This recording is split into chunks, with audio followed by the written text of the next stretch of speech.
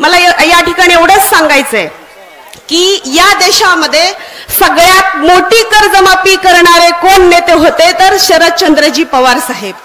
आणि या महाराष्ट्रामध्ये शरदचंद्र पवार साहेब यांचे सगळ्यात विश्वासू मंत्री कोण तर आदरणीय विजय शंकररावजी मोहिते पाटील साहेब।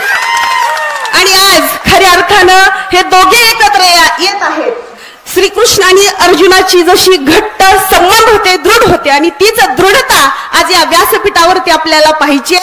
आणि सांगायचं म्हटलं तर शरदचंद्रजी पवार साहेब विजयदादा मंत्री असताना जे गतवैभव होतं ते आपण या महाराष्ट्रानं शरदचंद्र पवार साहेब यांच्या नेतृत्वाखाली तो कालखंड, यशाचा कालखंड, वैभवशाली कालखंड आपण साजरा केला।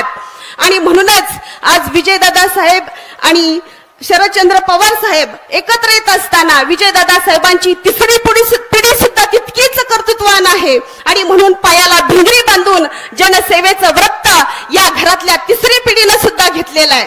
खरं तर पवार साहेब आणि विजयदादा साहेब यांचं जर कर्तृत्व पाहायचं म्हटलं तर एवढा जास्त वेळ नाही, पण एवढंच सांगेन, निरामईच्या लाल मातीत जन्माला आलेलं नेतृत्व, अलौकिक कर्तबगारीचे मेरुमणी आणि नजरेच्या एका इशाऱ्यात हजारो कार्यकर्त्यांची फौज उभा करणारे सहकार महर्षी शंकररावजी मोहिते पाटील यांनी सहकाराच्या माध्यमातून सोलापूर जिल्ह्याचं, महाराष्ट्राचं आणि साधारणतः परिसराचं नंदनवन केलं, सोनं केलं। आणि तेच सोनं पुन्हा आपल्याला या धैर्यशील भैयासाहेब यांच्या नेतृत्वातून अनुभवायचंय।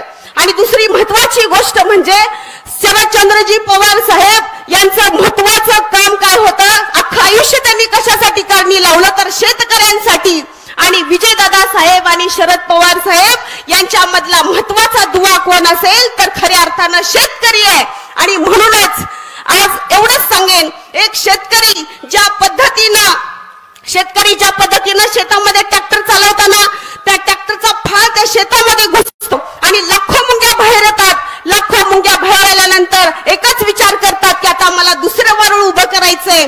आणि लाखो मुंग्या बाहेर आल्यानंतर त्या ट्रॅक्टर चालकाच्या घरी जाऊन जाळपोळ करत नाहीत, त्याच्या मानगटी धरत नाहीत, त्याला जाब विचारत नाहीत। आणि हेच वारुळ आता आपल्याला उभं केलंय आणि ते मोठ्या जोमानं तुतारीचा निनाद केल्याशिवाय राहणार नाही। आणि पवार साहेब, मोठ्या दादासाहेबांची मोहिते पाटील कुटुंबियाची काय गरज आहे तर नाकतोंड बंद केल्यावर श्वासाची जी गरज असते आणि खऱ्या अर्थानं गरिबाच्या झोपडीमध्ये चुलीची जी गरज असते, शरीरातल्या रक्ताला वाहण्याची जी गरज असते, तीच गरज मोहिते पाटील कुटुंबाची या जिल्ह्याला। एवढंच बोलते आणि या ठिकाणी थांबते। धन्यवाद।